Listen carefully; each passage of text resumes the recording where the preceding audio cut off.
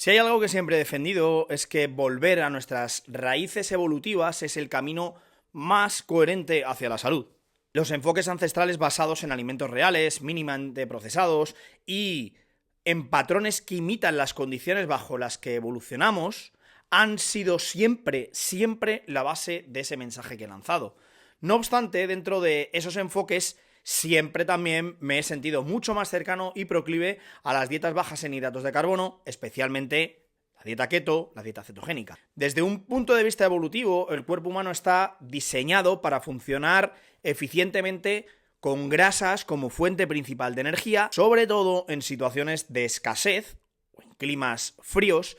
Por eso la dieta cetogénica siempre me ha parecido uno de esos enfoques más alineados con nuestra biología ancestral, especialmente para personas que buscan revertir problemas metabólicos, mejorar la salud mitocondrial, optimizar su rendimiento físico o mental. Sin embargo, la experiencia práctica, la autoexperimentación, el N igual a 1, todas las cuantificaciones propias y los resultados observados tanto en mi trabajo como en el de pacientes me llevaron a matizar bastante mi postura este último año y a adoptar un enfoque más flexible y evolutivo que incluye la integración de ciertos carbohidratos estacionales cuando las condiciones son favorables para ello. Y de eso se trata este vídeo. Y a ver, no es que haya dejado de ver los beneficios de las dietas cetogénicas o bajas en hidratos de carbono. Sigo creyendo, honestamente, que es uno de los enfoques absolutamente más potentes y brutales para tratar problemas metabólicos, como la resistencia a la insulina, como la diabetes tipo 2 o la obesidad. En esos casos, recomendaría una dieta baja en carbohidratos sin ninguna duda, pero bajo mi propia experiencia personal, junto con los resultados que he visto en otro tipo de experimentadores y pacientes, me llevaron a considerar un enfoque diferente, variando, que tenga en cuenta 1. La genética y el contexto evolutivo de la persona, 2. La exposición solar y los ritmos circadianos, 3. El estado metabólico previo de esa persona, 4. La temporalidad y la estacionalidad de los alimentos. Vale, ¿y qué significa todo esto en la práctica? Pues significa que no recomendaría una dieta con alta carga de carbohidratos a una persona con una resistencia a la insulina o con problemas metabólicos previos, pero sí considero que en contextos muy particulares y saludables, introducir carbohidratos naturales de manera controlada y estacional tiene un lugar en cualquier tipo de alimentación humana, especialmente para aquellos que viven en entornos con accesos constantes o que ellos mismos acceden a la luz solar de modo constante y tienen un metabolismo sano. La clave está en personalizar y contextualizar, como siempre digo. Lo que funciona para una persona puede ser perfectamente perjudicial para otra. Por eso vamos a explorar cómo diferentes enfoques pueden ser beneficiados dependiendo de qué. De cosas tan obvias como la genética, como el entorno, como las condiciones metabólicas, como las condiciones individuales. Y lo voy a hacer a través de mi propia experiencia y de otros, comparada precisamente con patrones dietéticos más neolíticamente limpios. Cuando exploramos nuestras raíces ancestrales para entender qué tipo de alimentación podría ser la más coherente con nuestra biología, de modo inevitable llegamos a las dietas tradicionales basadas en alimentos de origen animal, naturales, mínimamente procesados y precisamente de temporada. Uno de los enfoques más interesantes es el que propone y propuso en su día Weston Price, quien estudió las diversas poblaciones que mantenían una salud excepcional gracias a sus dietas locales. Inspirados en esa idea, el grupo de trabajo decidimos experimentar con una versión de lo que podríamos llamar una dieta neolítica limpia. Este tipo de dieta, aunque basada principalmente en alimentos de origen animal, incluyó una cantidad considerable de carbohidratos provenientes de, sí, cereales integrales, sí, frutos secos, sí, frutas estacionales, verduras, hortalizas, raíces, tubérculos, legumbres. La idea detrás de todo esto era que, nuestros antepasados del Neolítico comenzaron a incorporar alimentos ricos en carbohidratos en sus dietas, especialmente durante épocas muy específicas del año, adaptándose a su entorno y aprovechando los recursos disponibles. Probablemente también en épocas paleolíticas, en diferentes estaciones, eso se diera, pero realmente lo sabemos casi de modo seguro en poblaciones más neolíticas. Eso sí, en cualquier caso la pregunta sería algo así. cómo afecta esta dieta a cada individuo hoy en día. Por lo tanto, decidimos probar esta alimentación durante un tiempo y comprobar los resultados. Y aquí es donde las cosas se volvieron sumamente interesantes. Varias personas seguimos el mismo patrón dietético. Incluimos más carbohidratos de fuentes naturales y mínimamente o directamente nada procesadas, frutas de temporada, cereales integrales, sobre todo bien preparados con esa fermentación, remojo, legumbres, tubérculos, se añadieron a toda nuestra alimentación diaria. Pero los efectos que cada uno de nosotros experimentó fueron radicalmente distintos. Fíjate, en este caso, tras consumir una comida con carbohidratos elevados, arroz integral o tubérculos, algo de fruta, apenas se veía un aumento muy significativo en esos niveles de glucosa en sangre. Y esos medidores marcaban cifras más que estables, manteniéndose por debajo con picos de 115, incluso después de ingerir carbohidratos en cantidades más altas de las comunes. Y por el contrario, si te fijas, aquí se experimentó un pico de glucosa mucho más pronunciado. Tras consumir una cantidad similar, idéntica, de carbohidratos, la glucosa en sangre alcanzaba cifras preocupantes, llegando hasta los 160 miligramos por decilitro. Esto iba acompañado de una sensación de malestar general, fatiga, confusión mental, falta de energía, algo que prácticamente todo el mundo conoce y es sabedor de ello. Y este contraste nos llevó a reflexionar sobre un hecho fundamental. La respuesta a los carbohidratos es altamente individual, como ya imaginábamos, y está profundamente influenciada por otra serie de factores, hipotéticamente genéticos, evolutivos y ambientales. Y no tenemos un amplio o vasto conocimiento sobre ello a día de hoy. La pregunta era obvia: ¿por qué algunas personas manejan mucho mejor la ingesta de carbohidratos mientras que otras sufren cierto tipo de picos y cierto malestar?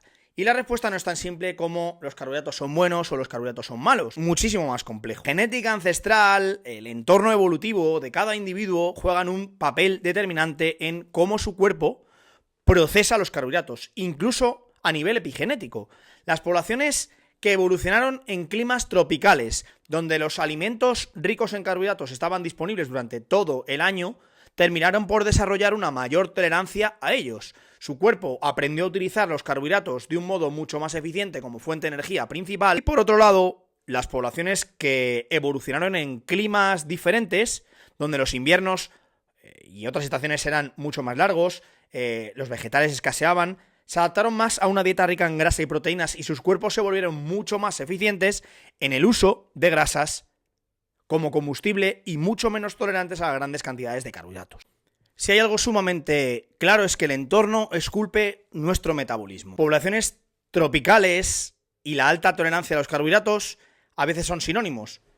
Las poblaciones ancestrales que vivieron en regiones cercanas al Ecuador tuvieron un acceso durante todo el año a estos alimentos ricos en ciertos almidones, carbohidratos, frutas, tubérculos, más cantidad de miel, y esta abundancia constante de carbohidratos termina facilitando esa modelación hacia que el cuerpo pudiera ser más eficiente utilizando la glucosa como fuente de energía. Es curioso que tienen menor predisposición a la resistencia a la insulina, probablemente porque sus mitocondrias y las células musculares pueden absorber y utilizar la glucosa de un modo mucho más eficiente. Tienen mayor capacidad para almacenar el glucógeno en hígado y en músculos, y eso les permite mantener niveles estables de energía. Pero se ha demostrado que cuando el cambio hacia dietas occidentales con mayor cantidad y carga de carbohidratos han tenido afectaciones brutales en toda su salud metabólica y en toda su salud en general. Otro de los factores determinantes es la microbiota intestinal, porque desempeña un papel crucial en la digestión de los carbohidratos y en la regulación de esos niveles de glucosa en sangre. Las personas con una microbiota diversa tienen una mejor capacidad para el manejo de carbohidratos sin sufrir picos glucémicos. Lo que ocurre es que las dietas modernas ricas en azúcares refinados y en antibióticos han reducido esa diversidad microbiana en muchas personas, lo que puede explicar por qué algunas poblaciones experimentan esos picos de glucosa y malestar cuando consumen cierta cantidad de carbohidratos. Puede ser perfectamente plausible. ¿Qué podemos hacer? Incluir alimentos fermentados, kéfir, yogur, chucrut, fibras de las buenas, vamos a decir, bacterias beneficiosas, evitar los antibióticos innecesarios, reducir el consumo de procesados, alimentos procesados, ultraprocesados y aceites de semillas, restablecer todo lo que tiene que ver con nuestro metabolismo de los carbohidratos a partir de la exposición a la luz solar, la sincronización circadiana, porque juegan un papel fundamental en la tolerancia de los carbohidratos. Y sí, no es ninguna tontería. Se ha demostrado que la exposición a la luz solar mejora la sensibilidad a la insulina, especialmente en las primeras horas del día. La luz roja e infrarroja penetra profundamente en nuestros tejidos y mejora esa función mitocondrial, lo que optimiza la utilización de la glucosa. La melatonina nocturna también es crucial para esa regeneración de las mitocondrias y todo el control del estrés oxidativo, lo que influye en ese metabolismo de los carbohidratos. Y por supuesto, como no podía ser de otra manera, el guiño friki. Estos son algunos de los mecanismos fisiológicos de 2 genes clave que influyen en la tolerancia a los carbohidratos. Sí, hay más, pero atento. FABP2. Este gen se ha demostrado que codifica una proteína que transporta ácidos grasos y carbohidratos a través del intestino delgado hacia las células. Las variantes de este gen pueden afectar a la velocidad y a la eficiencia con la que los nutrientes, incluidos los carbohidratos, puedan ser absorbidos por el cuerpo. Por lo tanto, las personas con ciertas variantes de este gen tienden a más grasa y glucosa a partir de los alimentos, lo que puede aumentar los niveles de azúcar en sangre tras una comida alta, por ejemplo, en carbohidratos. Y no obstante, hay otras variantes de este gen que están asociadas con vamos a decir, una mayor eficiencia en el manejo de los carbohidratos, lo que les permite mantener estables los niveles de glucosa en sangre de modo diferente que los otros grupos. FABP2 regula la absorción de glucosa y lípidos en el intestino delgado.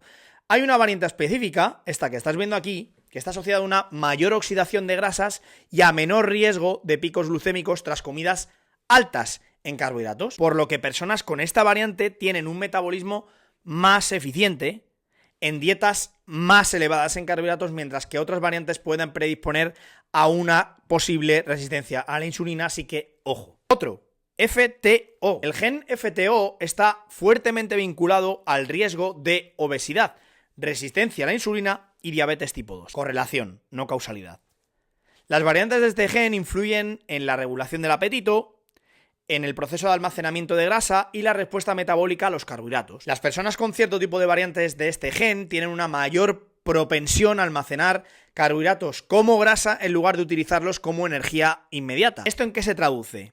En una menor capacidad para poder manejar dietas altas en carbohidratos y un mayor riesgo de picos de glucosa y sangre y el aumento de peso. Lo que hace FTO es afectar a la expresión de genes que regulan el apetito, el almacenamiento de la grasa. Las variantes desfavorables de este gen están asociadas, como hemos dicho, a este tipo de sintomatología, o mejor dicho, de condiciones, lo que significa que el cuerpo tiene más dificultades para poder procesar los carbohidratos y convertirlos en energía. Las personas con estas variantes genéticas se van a beneficiar de dietas bajas en hidratos de carbono, dietas cetogénicas, ya que su metabolismo es más eficiente utilizando las grasas como combustible.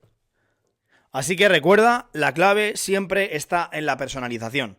Si tu genética ancestral proviene de zonas donde los carbohidratos eran abundantes, probablemente tengas la capacidad y puedas tolerarlos mejor. Si tienes un haplotipo más adaptado a climas fríos y a dietas altas en grasas, es probable que una dieta rica en carbohidratos te cause problemas metabólicos. Por eso, mucho más allá, mucho más lejos de las etiquetas nutricionales, dietéticas, debemos reconectar con nuestra biología ancestral y adaptar nuestra alimentación a nuestras necesidades y situaciones individuales. Lo que no cambia, absolutamente, y nunca cambiará, es que debes escuchar a tu cuerpo. Y si después de una comida rica en carbohidratos te sientes bien, tus niveles de energía son estables, probablemente tu cuerpo los pueda llegar a tolerar bien. Siempre experimenta con un controlador de glucosa, un CGM, porque en la mayoría de las ocasiones te va a sacar de las dudas.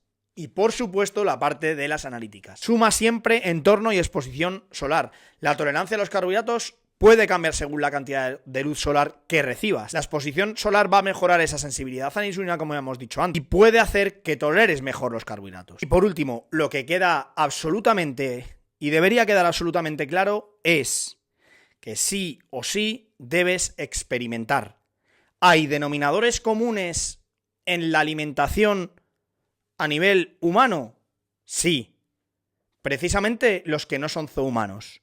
Y son dietas basadas en productos de origen animal con la inserción en mayor o en menor cantidad de carbohidratos, sobre todo estacionales y sobre todo, de nuevo, buscando ese N = 1. Gracias.